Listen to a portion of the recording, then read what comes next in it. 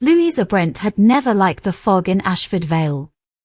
It moved like a living thing, sliding through the narrow streets, softening the edges of houses until everything looked slightly wrong. That evening, as she locked the door of her small terraced home, she felt that familiar unease again, a shiver along her spine that had nothing to do with the cold. She tried to ignore it the way she ignored most things these days. The silence of the house.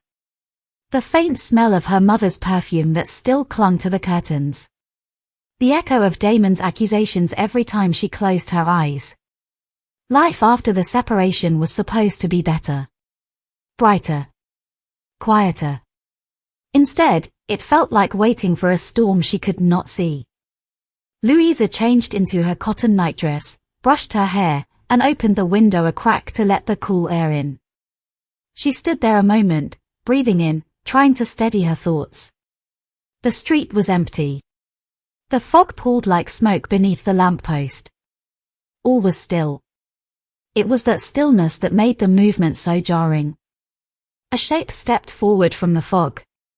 A man. Tall. Unmoving. Standing on the pavement directly across from her window. Louisa froze. His face was hidden by shadow, but she could see the tilt of his head, angled as if studying her. Watching her. Knowing her. Her fingers tightened around the window frame. She whispered, barely audible. "Who are you?" The man did not move. Louisa's heart climbed her throat. She reached blindly for the bedside lamp, knocking her book to the floor. The clatter broke the stillness, and in that instant the shadowy figure stepped back into the fog and vanished. Not walked. Not turned. Just disappeared. Louisa stumbled away from the window, pulse drumming in her ears.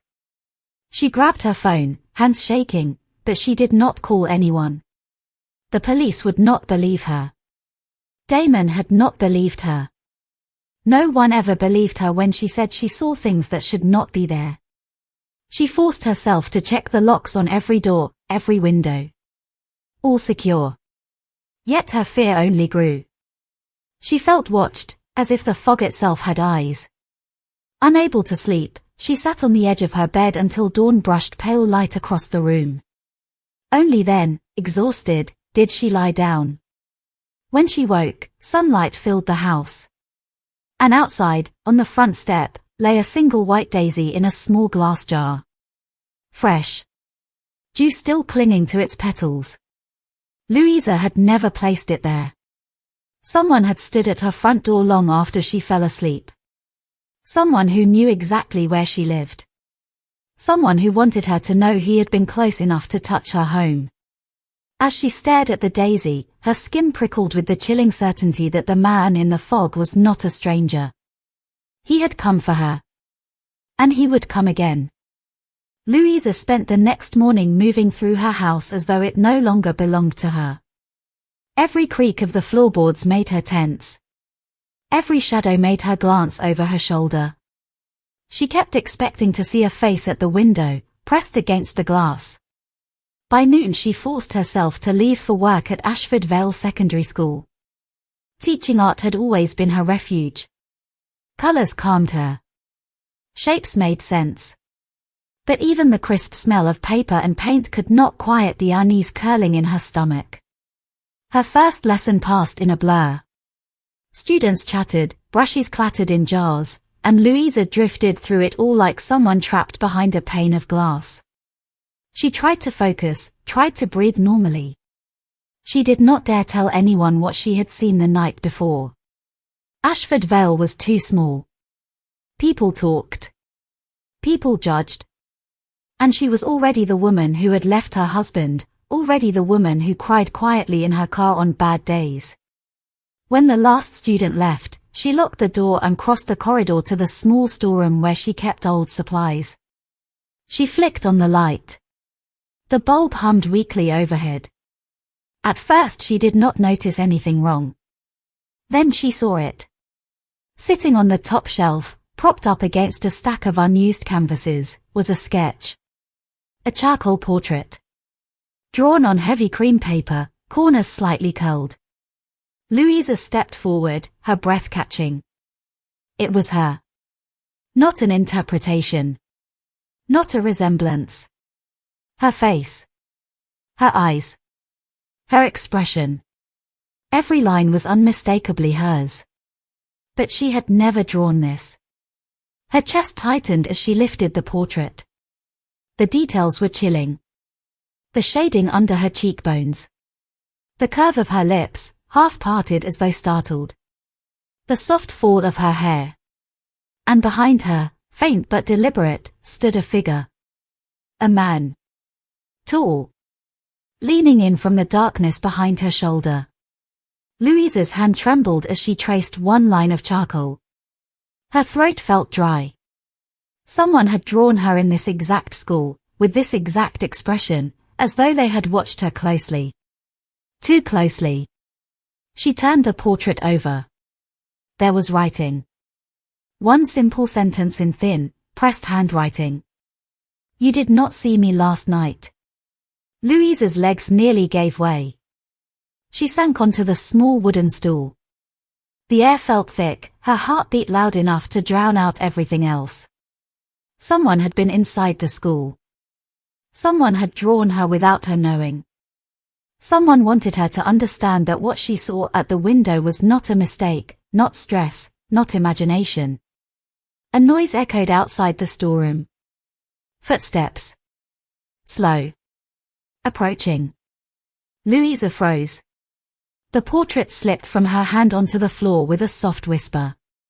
The footsteps stopped just outside the door. For a moment, silence pressed against her eardrums. Then a soft knock. Knuckles against wood. 3 taps. Measured. Deliberate. Her breath faltered. She whispered into the quiet. Who is that? No answer. Just a faint scrape of shoes shifting on the floor. Waiting. Louisa backed away from the door, her pulse pounding painfully in her neck. She clutched the edge of a table, terrified that the knob would turn. But after a long moment, the footsteps moved away. Slow. Unhurried. Like someone who knew exactly how frightened she was. Louisa stayed frozen until the building felt silent again. When she finally dared to look out through the narrow window into the corridor, no one was there. Only the reflection of her own frightened face. She did not take the portrait home. She left it on the floor of the storeroom, its charcoal eyes staring up at the ceiling. But when she reached her house that evening, she stopped dead. A second daisy stood on her front step. And next to the flower, taped neatly to the door, was another piece of cream paper. A sketch. This time, it showed her sleeping. And the man was standing right beside her bed. Louisa hardly remembered unlocking her door. The sight of the second sketch had frozen her body and emptied her lungs, and for a moment she simply stood there, gripping the door frame as though the wood itself were the only thing keeping her upright. The drawing showed her asleep, head turned slightly to the left, hair spilling across the pillow. The shading was soft, almost tender. But the figure standing beside her bed was a dark shape rendered in harsh strokes. A tall man. Shoulders squared. Leaning forward as if studying her breathing. He had drawn himself watching her sleep. And he had been in her house. Louisa's throat tightened. She tore the sketch from the door, her hands trembling, and stepped inside. The house felt different. Not empty. Occupied. The air carried a faint scent she could not place, something metallic, unfamiliar. Her first instinct was to call the police. Her second was to call Damon. She did neither. She dropped her bag, locked the door twice, and walked through each room, switching on every light. The rooms were exactly as she had left them. But the knowledge settled heavily in her chest. Someone could have been here while she slept. Someone might still be inside. When she reached her bedroom, she hesitated before entering. The window was still open, a crack from the night before. A cold draft brushed her skin as she stepped closer. Her bed was pristine. neatly made that morning. Nothing disturbed. But on the pillow lay a faint smudge of charcoal. A fingerprint. Dark. Distinct. Louisa pressed her hand against her mouth to stop the sound rising in her throat. She backed out of the room and closed the door slowly, as though afraid to wake something hidden behind it. She found herself in the kitchen a few minutes later, hands wrapped around a mug of lukewarm tea she could not remember making. Outside, the fog was beginning to creep in again, curling around the hedges and winding its way up the narrow road. She felt trapped in a world that was shrinking by the hour. The quiet was interrupted by the doorbell. A single chime. Sharp. Jarring. Louisa set the mug down with a clatter. For a moment she could not move. No one ever visited unannounced. Her neighbors kept to themselves. And the man who haunted her sketches would not use a doorbell. Would he? She approached the door slowly. Her fingers hovered above the handle before she forced herself to speak. Who is it? Silence. Then a voice. Soft. Female. Miss Brent. It is Janet from next door. Relief washed through her, though only slightly. Louisa unlocked the door and opened it just enough to see her neighbor standing outside, wrapped in a wool coat, her arms crossed tightly as if bracing against more than the cold. Janet glanced over Louisa's shoulder. Have you noticed anything strange lately? Louisa stiffened. What do you mean? A moment of hesitation passed across Janet's face, as if she were weighing how much to reveal. I thought I should tell you, she said quietly. I saw someone in your garden last night. Louisa's breath caught. What? What did you see? He was standing by your window around 2 in the morning. Janet looked down the street uneasily. At first I thought it was you. The way he stood there, staring in. He looked so still. Louisa's skin prickled. Janet, what did he look like? But Janet shook her head. I could not see his face. The fog was too thick. Louisa swallowed hard. Did you call anyone? Police. Anyone? Janet's lips tightened. I did not want to involve myself in something private. And I was not sure if it was really a trespasser. It could have been someone you know. Louisa almost laughed, but the sound would not leave her throat. Someone I know. Something unreadable flickered across Janet's eyes. Miss Brent, has your husband been by recently? Louisa froze. No. No, he has not. Janet's gaze lingered. Right. The word held a weight Louisa did not understand.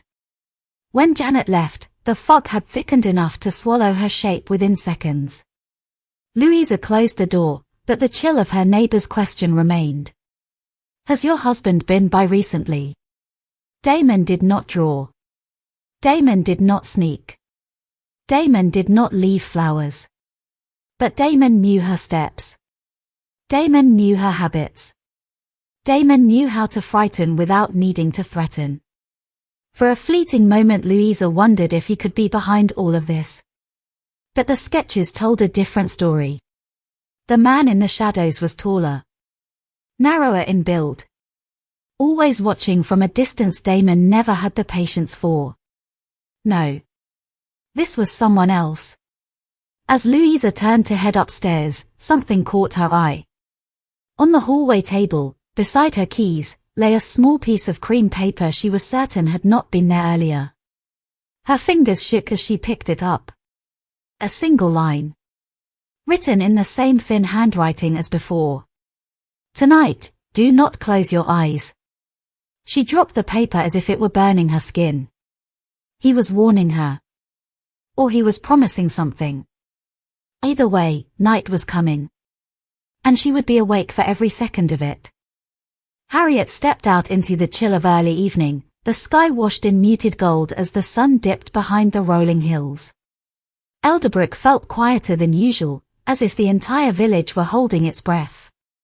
She tightened her scarf and followed the narrow lane that wound behind their cottage, determined to shake off the unease that had been clinging to her since morning.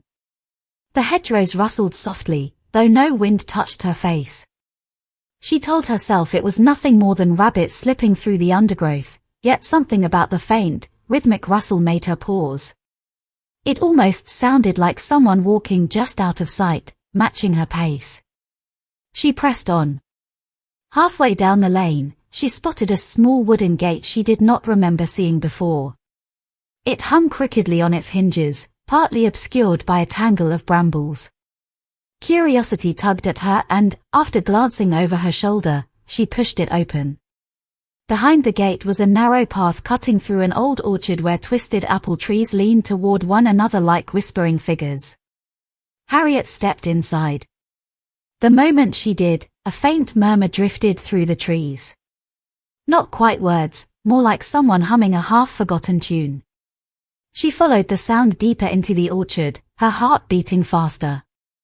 The scent of damp earth and decaying leaves thickened the air. Then she saw it. A length of faded blue ribbon hung from a low branch, swaying gently though the air was still. Harriet approached it slowly. Her fingers brushed the fabric and a sharp, stinging sensation shot through her mind, an image she could not fully grasp. A girl's laughter. Autumn sunlight.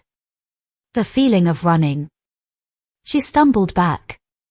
As her vision cleared, she noticed footprints in the mud leading between the trees. Small. Light. Barely visible in the fading light, yet unmistakably real. They led toward a dry stone wall at the far end of the orchard. Harriet followed, every instinct warning her to turn around. When she reached the wall, she saw a narrow opening, almost a tunnel, formed by two stones that had collapsed. Beyond it, she glimpsed the dark outline of the Weatherby fields. And someone standing there. A figure. Motionless. Watching her. Harriet froze, her breath catching in her throat. The figure did not move, yet she sensed it waiting for her, as if it had been expecting her all along. The light behind the figure dimmed, making the silhouette appear impossibly still. She blinked. The figure vanished. A cold shiver raced down her spine. She backed away until her heel struck a fallen branch. She almost fell, catching herself against the wall. When she looked down, she noticed something half buried near her boot. A small silver locket. Her heart lurched as she picked it up. The metal was icy against her skin. She prized it open with trembling fingers. Inside was a photograph. Her. Much younger.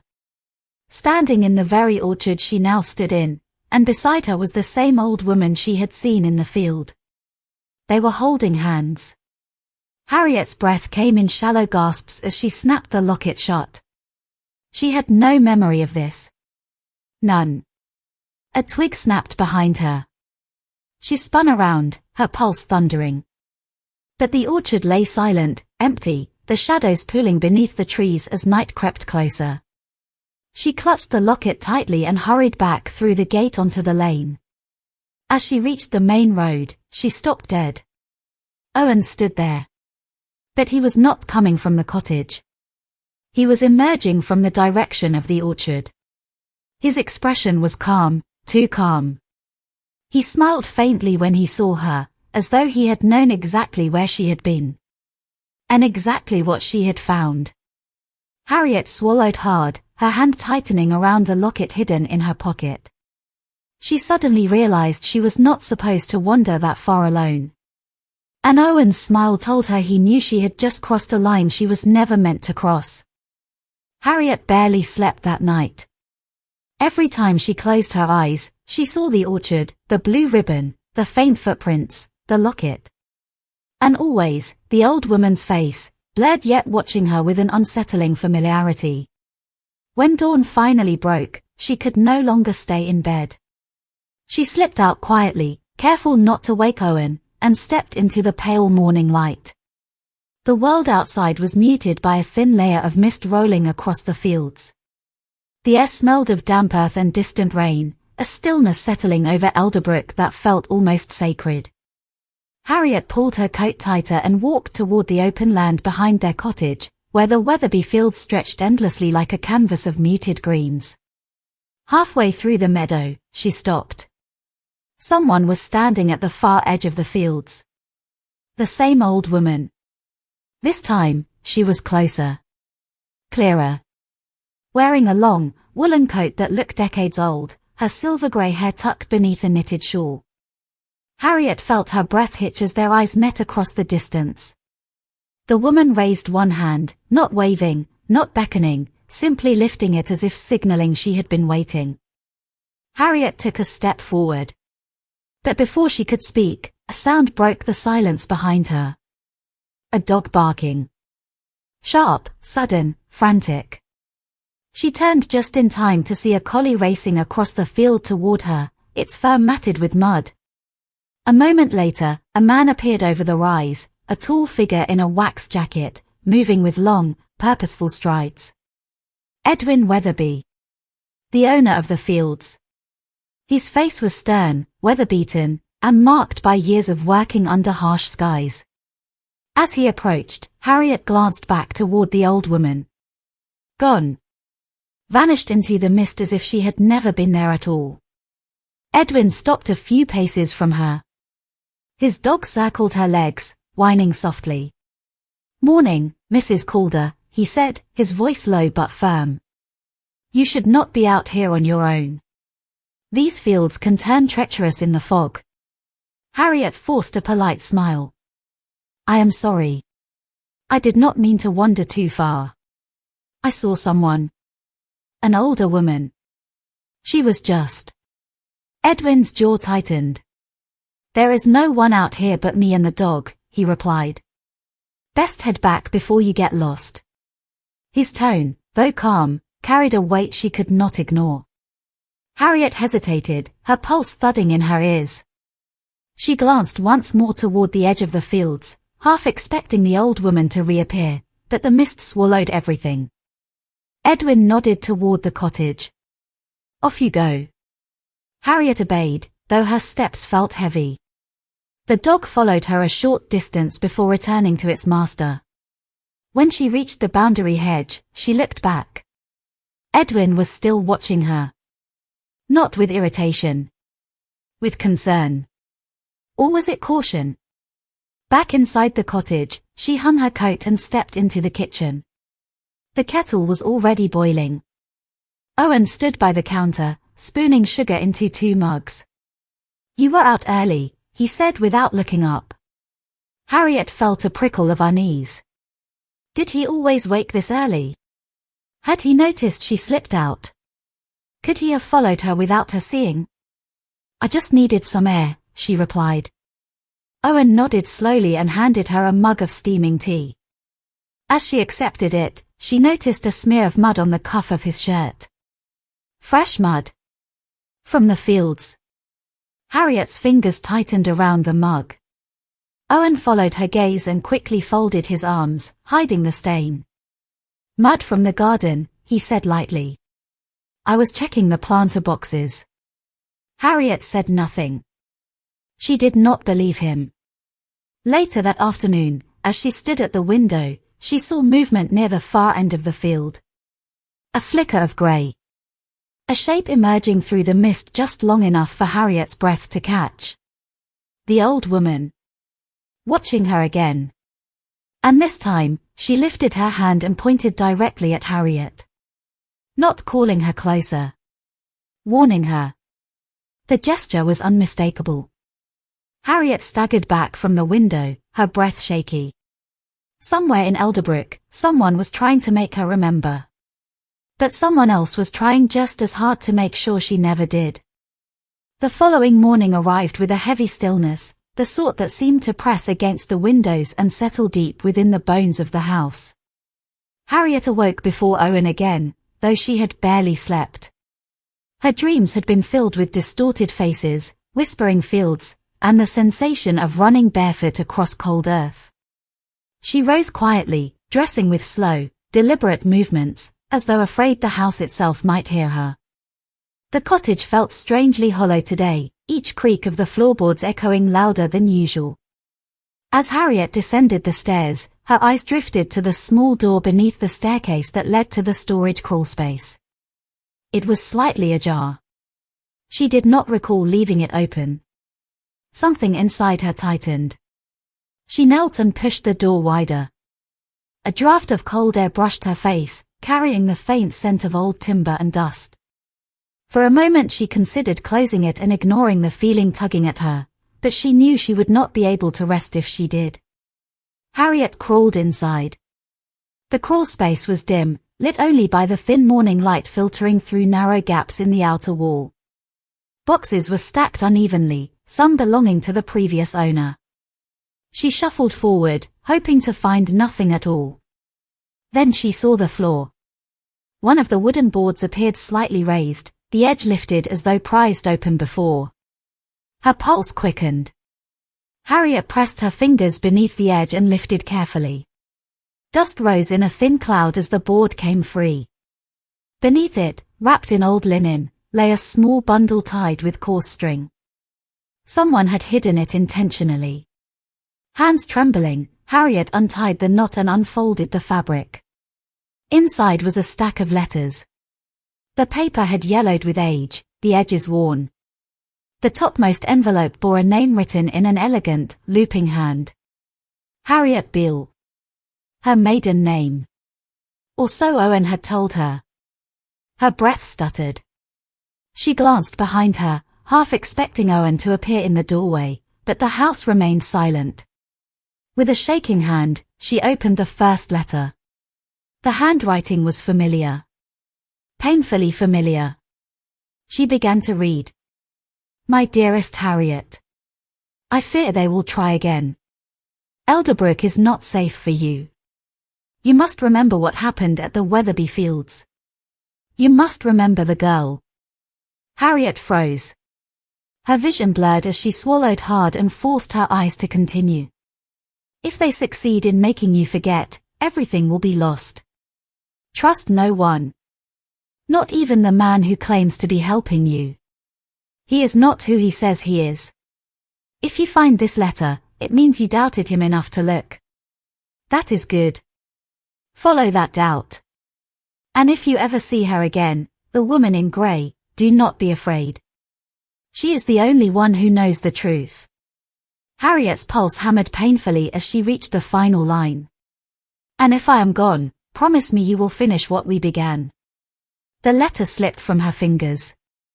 She stared at the crawlspace walls, her breath shallow, her thoughts racing in frantic circles. This was impossible. She had no memory of writing such a letter. No memory of being in danger. No memory of any girl in the fields. Unless the memories had been taken. Or buried. Or replaced. A soft thump sounded from above. Harriet stiffened. Footsteps followed, slow and measured, creaking across the bedroom floor. Owen was awake. She quickly wrapped the letters, slid the bundle beneath her sweater, and replaced the floorboard. Dust coated her hands, but she brushed it off as best she could before backing out of the crawlspace and closing the small door quietly. When she entered the hallway, Owen appeared at the top of the stairs, rubbing sleep from his eyes. He smiled down at her, warm and familiar, yet now, as she held the letters against her chest, she saw something else beneath that smile. Something watchful. You are up early again, he said gently. Everything all right? Harriet nodded, forcing her voice steady. Just making tea. Owen's eyes lingered on her longer than usual, as though searching her expression for something. Searching her. She moved to the kitchen, every step deliberate. As she filled the kettle, she felt the letters pressing lightly against her ribs. Hidden. Fragile. Dangerous. A knock sounded at the front door. Harriet and Owen both turned. The knock came again, sharper this time. Owen took a step toward the hallway, but Harriet's voice came out before she could stop it. I will get it.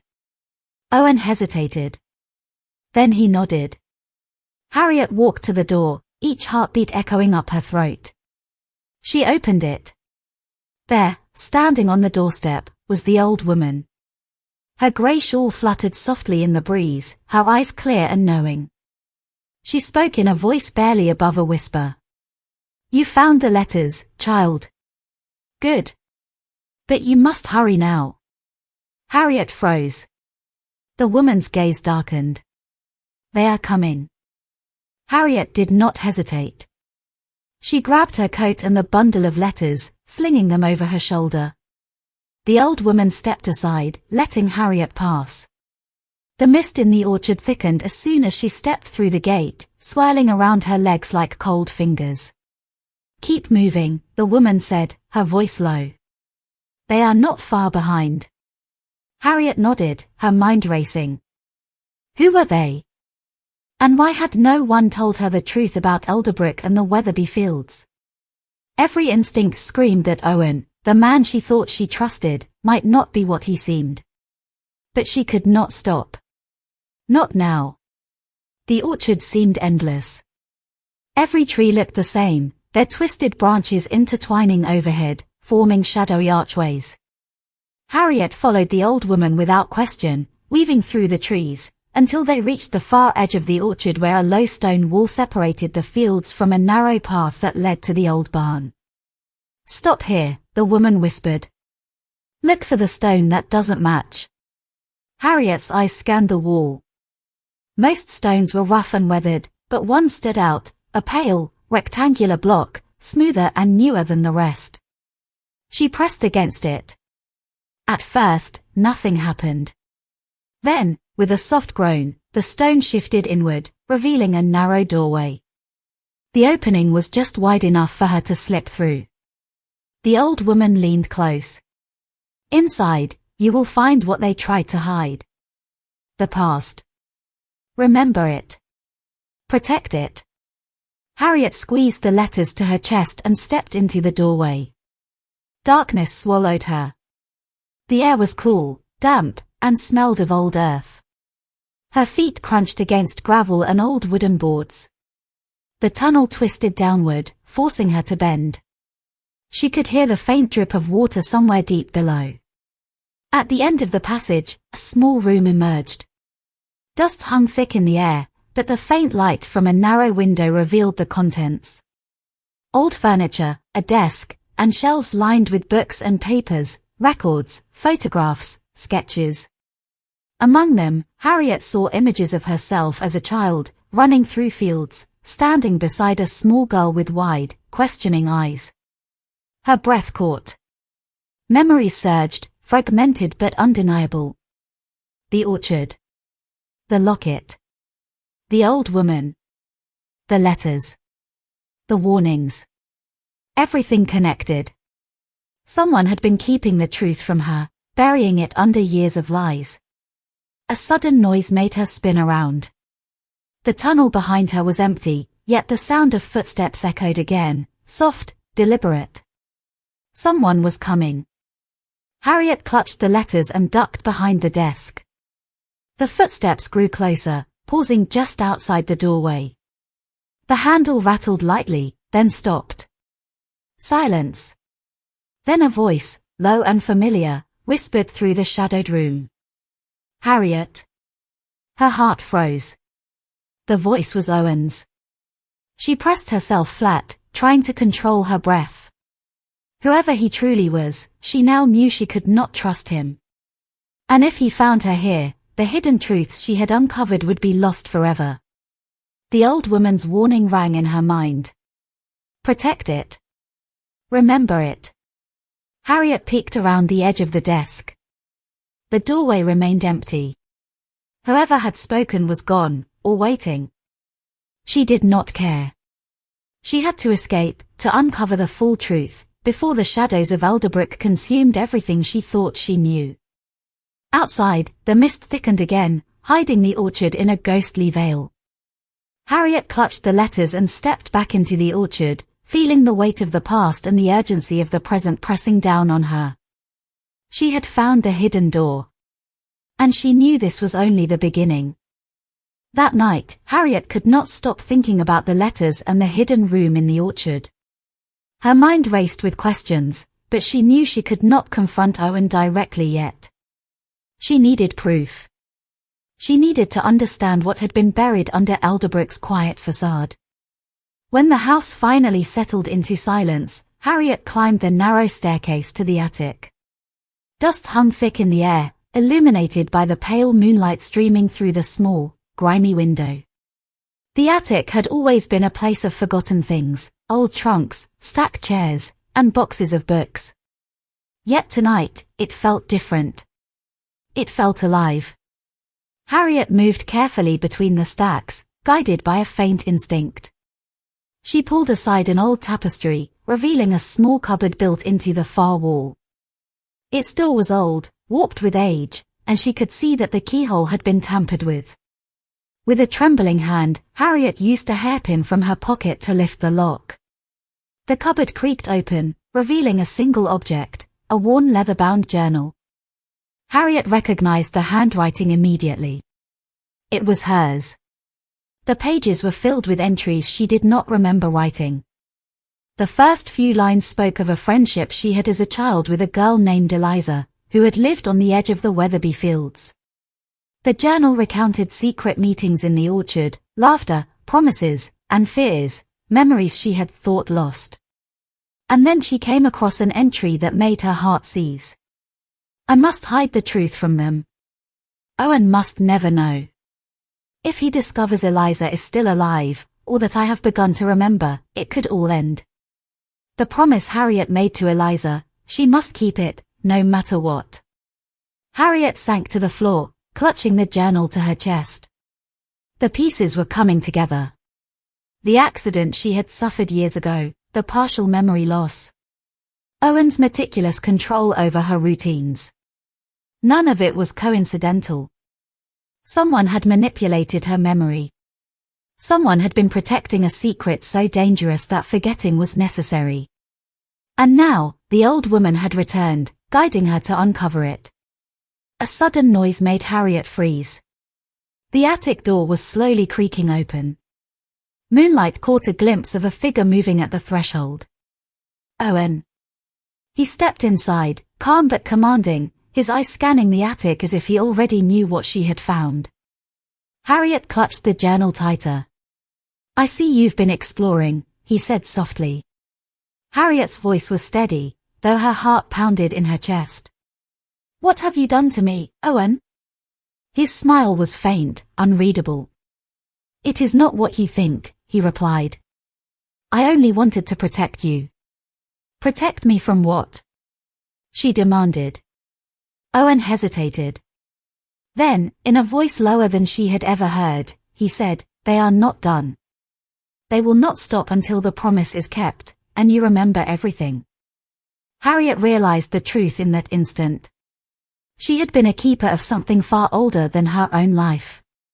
Eliza, the girl in the orchard, the secret bound to the Weatherby fields, all of it had been tied to her memory. And Owen had been both her guard and her obstacle. She stood slowly, holding the journal like a shield. The attic seemed to contract around them, the shadows deepening as the weight of secrets pressed in. Outside, the wind howled through the eaves, as if echoing the urgency of the past now rushing back to claim the present. Harriet knew she had a choice, to confront the truth fully, or remain in ignorance forever. And in that moment, she felt the old woman's presence, calm and commanding, waiting for her decision. The truth was no longer hidden. It demanded to be faced. Harriet stood in the attic, the journal clutched to her chest, the letters pressed tightly against her side. The wind howled outside, rattling the small panes of glass and carrying the scent of the Weatherby fields into the cottage. Her mind raced with fragments of memory, flashes of her childhood and the promises made long ago. Every beat of her heart seemed to echo the urgency of the past catching up with the present.